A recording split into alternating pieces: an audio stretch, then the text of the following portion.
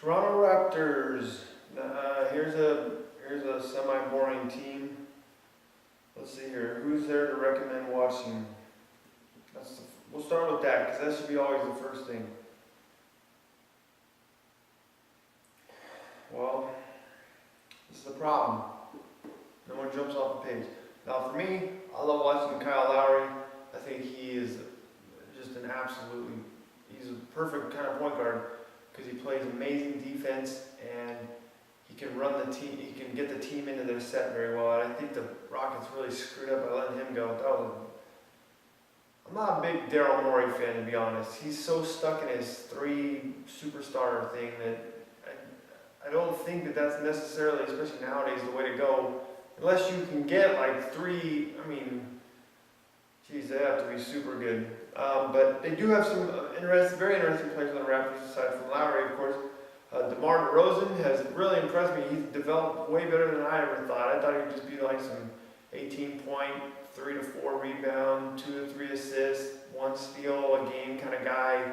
But he's shown that he's a lot more than that. And he's really developed some confidence. It's really fed his game. So he's super athletic, so he's a great guy to watch. Let's see here, who else? Landry Fields turned out to be what he really is. Jordan Hamilton, not much of anything. Tyler Hansbrough.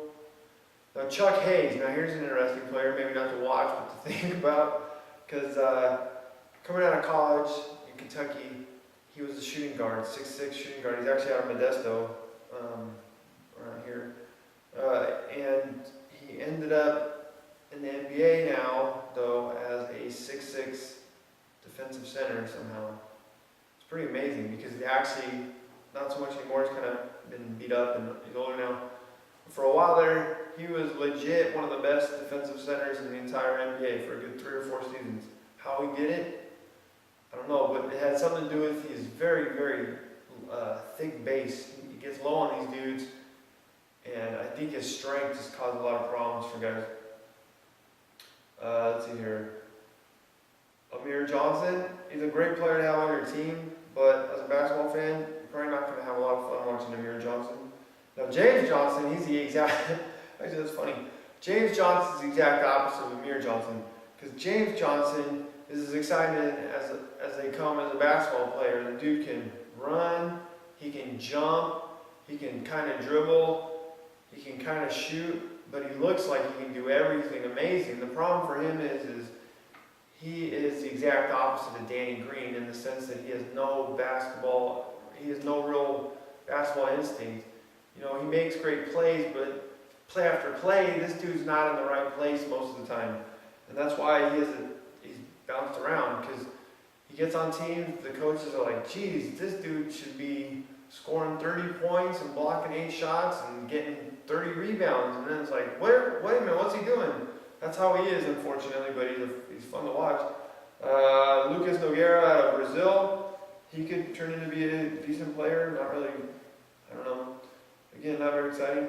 Patrick Patterson, he's just kind of whatever. Terrence Ross, now here's a guy that dude, Zach Lowe, just doesn't get it. He sees Terrence Ross do something that he likes and says, oh, this guy's great. Now Terrence Ross is a nothing. And I'll tell you why. His athleticism is not that great. He doesn't stand out when you watch him. He doesn't dribble. He does not show very good awareness on defense. And what he does do well is some stuff you can find like in the D League. Go pick up Oathis Jeffers. He'll do the same exact thing as Terrence Ross. And give Oathis Jeffers a chance, God damn it. Let's see here.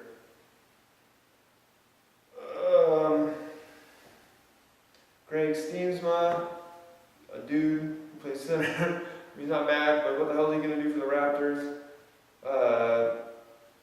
Now, Valanciunas, who knows how he's going to turn out. It's still early, but it does not seem like he's shown